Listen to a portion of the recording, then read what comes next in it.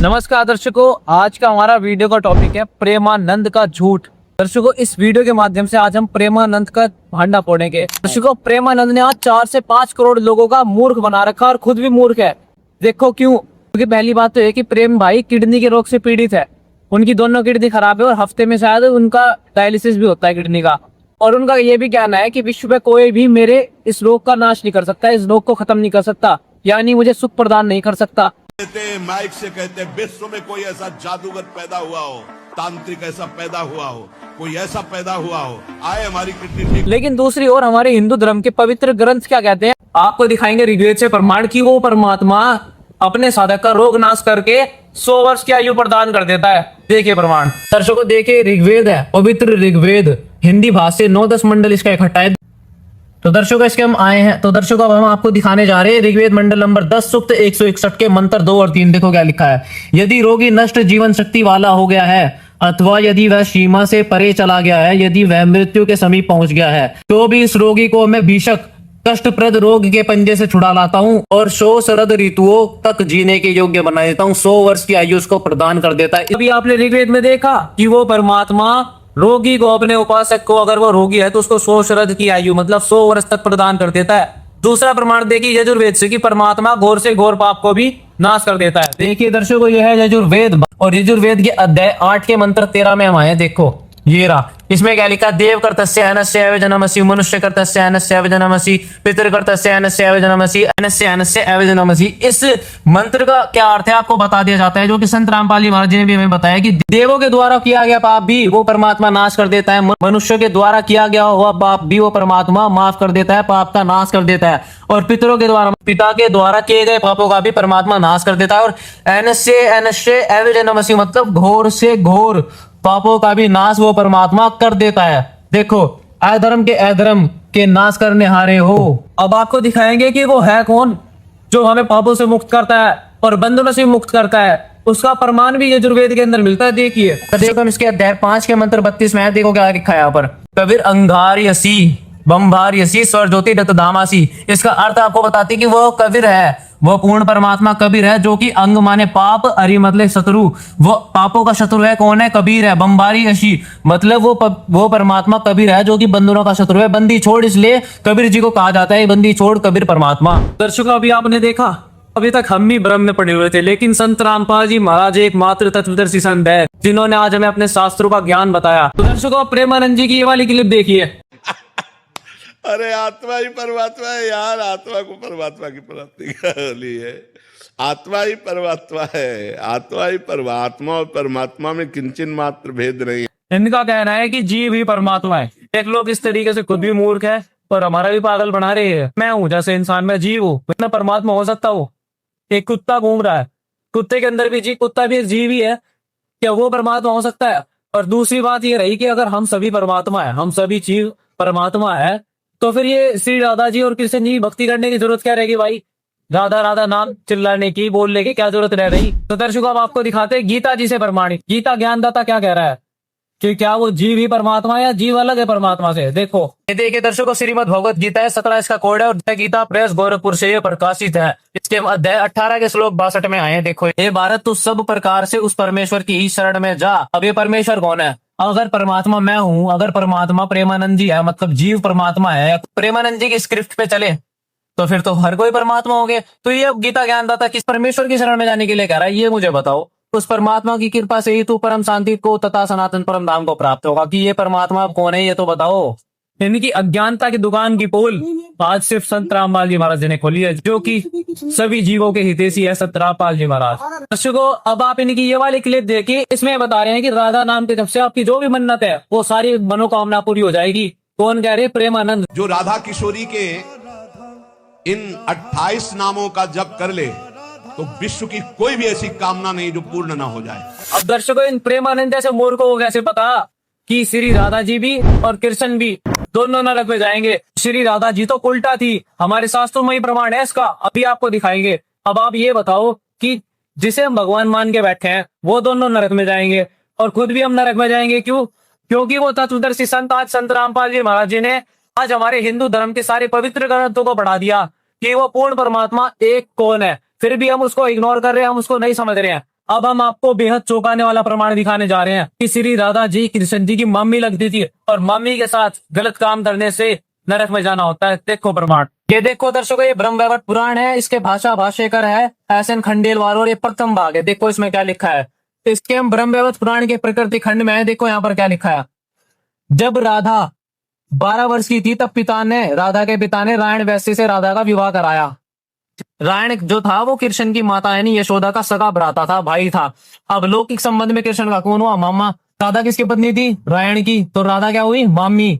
देखा आपने, राधा जी का पहले ही विवाह हो चुका था रायण वैश्य से और राधा जी वास्तविकता में श्री कृष्ण जी की मामी लगती थी। तो पहला पति संकरम तो इन्होंने रायण जी के साथ किया होगा और दूसरा पति कर्म जो करते हैं वो इन्होंने कृष्ण जी के साथ भी किया। उसका प्रमाण भी आपको दिखाते हैं। भगवत पुराण है, ये द्वितीय भाग है। पहले आपको प्रथम भाग दिखाया था, अब ये द्वितीय भाग है। कृष्ण जन्म खंड में है। देखो क्या लिखा है। श्री हरि ने प्रबुद्ध होकर तथा चेतना प्राप्त करके राधिका के पास जाकर उनको हृदय से लगाया और उनका आलिंगन एवं मुख चुंबन किया। देख रहे हो, किसने? श्री कृष्ण जी ने। किसके साथ? राधिका के साथ। आगे देखो। इनके पश्चात रसिक परवर कृष्ण राधा के साथ रति गृह में चले गए। देखो, कृष्ण राधा के साथ रति गृह में चले गए। देख लो आगे देखो। श्री हरि काम का उद्रेक होने के कारण काम क्रीड़ा हेतु राधा के साथ उसी रति सैया पर शयन करने लगे। तत्पश्चात ऋषिकेश्वर हरि विपरीत रति आदि 8 प्रकार के श्रृंगार तथा नख दंत तथा हाथों के श्रृंगार शास्त्रोक्त प्रहार आदि से यथोचित काम क्रीड़ा करने लगे। देख लो, राधा जी के साथ काम क्रीड़ा करने लगे। आगे देखो। काम अनंतर कामातुर कृष्ण ने अपने अंगों को राधा के अंग से सटाकर राधिका का उस प्रकार आलिंगन किया जैसे जिसे कामों की नारीगण हेतु सुखप्रद कहा गया है। आगे वो कृष्ण तथा राधा ये दोनों श्रृंगार एवं काम शास्त्र के पारंगत थे। इन दोनों का अर्थ युद्ध समाप्ति नहीं हो रहा था। देख लो, और भी बहुत सारी है भाई, कितनी बताएंगे हम, आगे खुद पढ़ सकते हो आप लेके इन्हें। देखा आपने, राधा जी उल्टा है। उल्टा की श्रेणी में क्यों आती है आपको दिखाएंगे। इस स्त्री का एक पति को जाकर दूसरे पति से अटैचमेंट हो, वो स्त्री उल्टा कहलाई जाती है। इसका प्रमाण आपको दिखाएंगे संक्षिप्त श्रीमद देवी भागवत से। देखो देखिए, संक्षिप्त श्रीमद देवी भागवत 1133 का कोड है, गीता प्रेस गोरखपुर से प्रकाशित है। इसके हम पेज नंबर 760 का है और 9वां स्कंद। देखो क्या लिखा है। एक पति की सेवा करने वाली स्त्री पतिव्रता कहलाती है। जो सबसे श्रेष्ठ है वो एक पति की सेवा करने वाली स्त्री है जो कि पतिव्रता कहलाती है। 2 से प्रेम करने वाली को कुल्टा कहते हैं। 3 से संबंध रखने वाली दर्शिनी, इस तरीके से 5 से करने वाली वैश्या। देखो अब यहाँ पर श्री कृष्ण जी के बारे में बताया। देखो सही से पढ़ना। जो द्विज कुल्टा दर्शिनी पुंसली पुंगी वैश्या अथवा महावैश्या के साथ गमन करता है, जैसे श्री कृष्ण जी ने कुल्टा राधा जी के साथ जो गमन किया, आगे देखो, वह यह निश्चित है कुलटगामी 100 वर्षों तक नरकों में रहेगा। नरक में 100 वर्ष तक कुलटगामी मतलब श्री कृष्ण जी नरक में रहेंगे। देख लो यहाँ पर प्रमाण। ये देखो दर्शकों, ब्रह्म वैवर्त पुराण का प्रथम भाग है। इसमें हम दिखाने वाले हैं कि मामी के साथ गलत काम करने से, संभोग करने से क्या प्राप्ति होती है। देखो, और 520 इसका पेज है, 520 521। देखो यहाँ पर क्या लिखा है। गुरु पत्नी, राजपत्नी, सौतेली माँ, अपनी माता, पुत्री, पुत्र वधु, सास, सास की बहन, भाई की पत्नी, मामी। ये देखो मामी, देख सकते हैं, मामी, दादी, नानी, नानी की भगिनी यानी बहन, भात्र, भ्रात्रा, पुत्री, शिष्य, शिष्य पत्नी, भांजे की वधु, भ्राता की पुत्र वधु सर्वथा अगम्य होती है। इनमें से किसी एक के साथ अथवा इनमें से कई के साथ समागम करने वाला नर पशु तो अपनी माता से भोग करने के पातक से ग्रसित होता है, उसे शताधिक ब्रह्म हत्या पातक लगता है। यह वेदोक्ति है। वह लोक वेद में असीम निंदित महापात की है। वह महादुस्तर कुंभीपाक नरकगामी होता है। देख लो, वह महादुस्तर मतलब कृष्ण जी कुंभीपाक नरकगामी होंगे, मतलब महादुस्तर कुंभीपाक नरक में जाएंगे। ये राधा और कृष्ण का नाम जपवाकर और उनकी भक्ति करवाकर नरक में भेजेगा और खुद भी नरक में जाएगा। तो दर्शकों, आप सभी को बताना चाहो, इसको तो असली मंत्र भी नहीं पता जो गीता में दे रखा है। गीता ज्ञानदाता बता रहा है। तो हम सत इति ब्रह्मणे त्रिवेदे समर्थे ब्राह्मणे तेन वेदा चेगा गीता पुरा किए। तो सचिदानंद घन ब्रह्म का 3 नाम का मंत्र है। ये 3 मंत्र मोक्ष के हैं जो कि संत रामपाल जी महाराज जी थर्ड टाइम में, वो सब तीसरे टाइम में सभी साधारण लोगों को देते हैं। तो प्रेमानंद की एक क्लिप देखिए। जैसे 100 बार नाम बोला गया, राधा राधा राधा।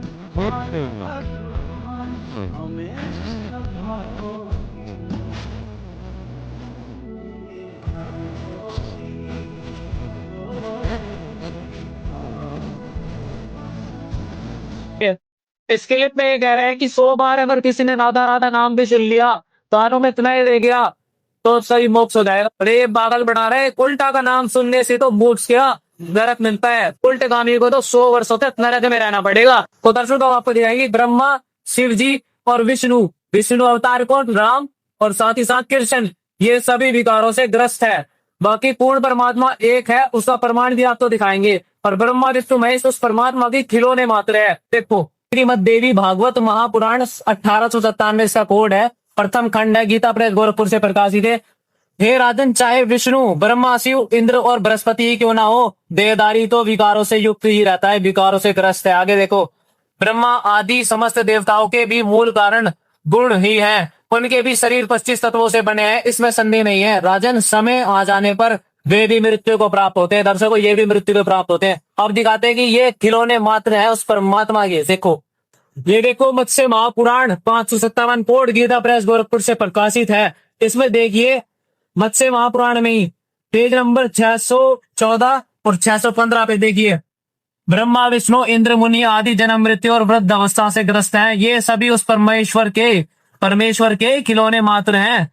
अब वो एक परमेश्वर कौन है, उसका प्रमाण आपको दिखा देते हैं कूरम पुराण से। देखिए दर्शकों, ये कूरम पुराण है, 1131 इसका कोड है, गीता प्रेस गोरखपुर से प्रकाशित है। इस प्रकार ब्रह्मा जी वासुदेव तथा शंकर की काल के द्वारा सृजना होती है। काल ये पिता है ब्रह्मा विष्णु महेश का, इसके द्वारा इनकी उत्पत्ति होती है, पुनः वही काल इनका सहार भी करता है, वही काल इनको मारता है। काल भगवान है, इनका पिता है ब्रह्मा विष्णु महेश का। आगे, ब्रह्मा रुद्र तथा नारायण आदि बहुत से होते हैं, किंतु भगवान एक ही है। कौन है? जो ईश तभी कहलाता है, ऐसा वेद कभी मिलते। देखो, एको ही भगवान ईश कबीर इति श्रुति, कि वो भगवान कौन है? कबीर इति, वो परमात्मा कौन है? भगवान एक ही, कबीर इति, कबीर है।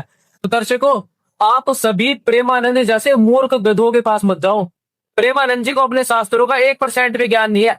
आज संत रामपाल जी महाराज जी ने हमें हमारे हिंदू धर्मों के पवित्र ग्रंथों को जांच कर दिखाया कि वो एक परमात्मा कौन है। आपने देखा भी कि ब्रह्मा विष्णु महेश तो उस परमेश्वर के सामने खिलौने मात्र है। लेकिन अब सवाल उठाता कि वो पूर्ण परमात्मा कौन है? फिर वो एक आपको पूरम पुराण से दिखाया कि वो पूर्ण परमात्मा कबीर है, उसका नाम कबीर है, और ऐसा वेद भी कहते हैं।